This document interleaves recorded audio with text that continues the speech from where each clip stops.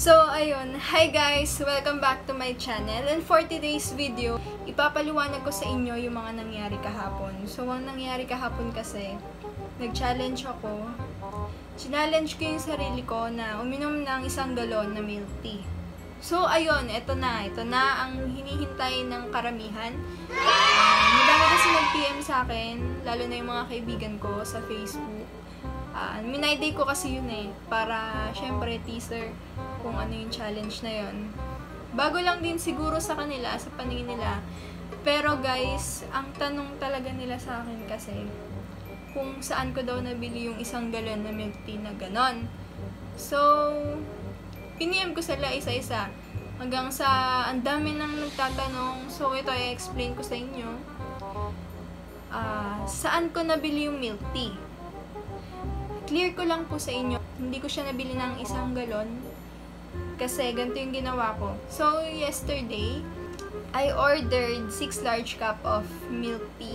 Bubble milk tea from Dakasi. Each contains 650 ml. So, tinimes ko, total niya ay 3,900 milliliter. So, ang isa ay 120 pesos. Yung 6 na yon nagkakahalaga siya ng 720 pesos. And nag-search din ako sa Google para ma-sure ko lang na yung binili kong milk tea ay equal dun sa 1 galon. Ang 1 galon ay 3,785 milliliter. So guys, ayun, ipapakita ko sa inyo kung paano ko ginawa lahat-lahat. Pati yung pagbili ko ng milk tea kahapon, ipapakita ko sa inyo.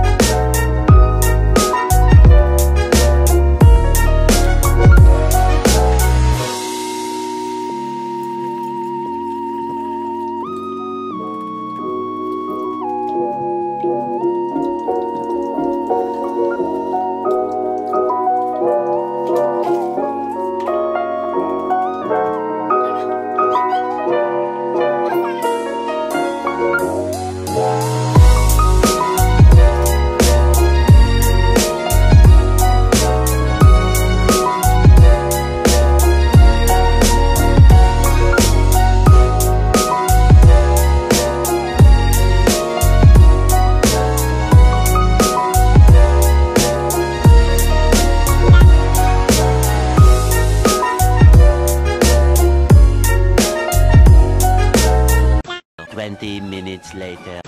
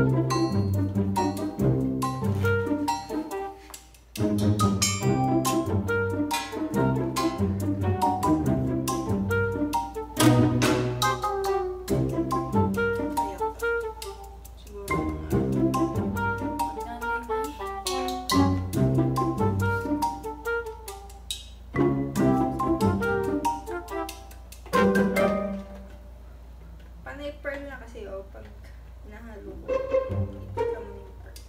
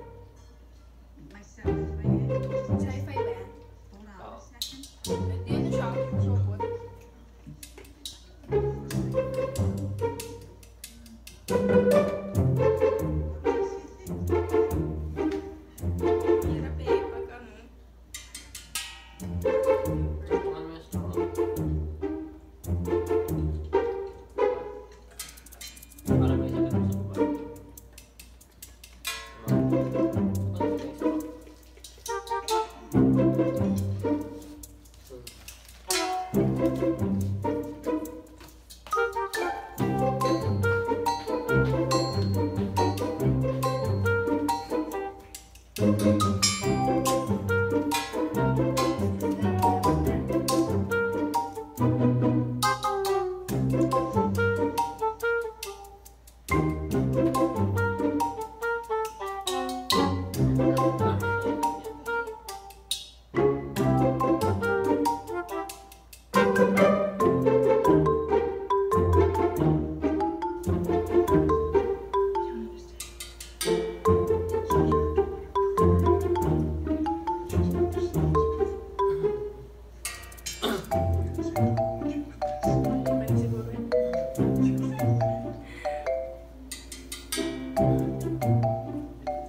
na to, guys.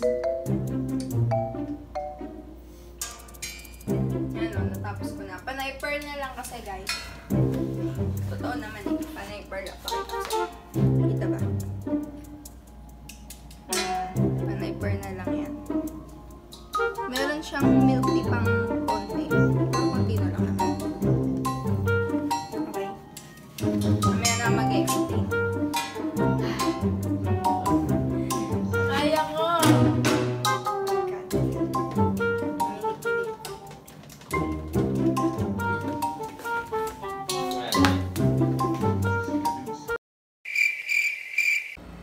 So, ayun, natapos din naman ako. Grabe yung experience, guys, kasi parang nilunod ko yung sarili ko sa milk tea nung time na yun. Isipin mo kasi, maghapon akong uminom ng milk tea noon. And ang ginawa ko lang, inom ng milk tea, pahinga ng konti, tapos may times na aantukin ka talaga. So, gigising ka ulit, tapos dahil nga challenge mo ay ubusin yung milk tea under 12 hours.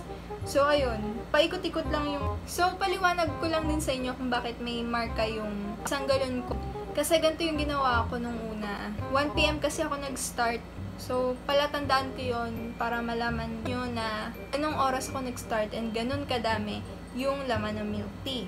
Kung kailan naman ako matapos, minamarkahan ko din. Kunyari, nagsimula ako ng 1 PM, tapos halimbawa natapos ako ng 2 PM, so mamarkahan ko siya doon.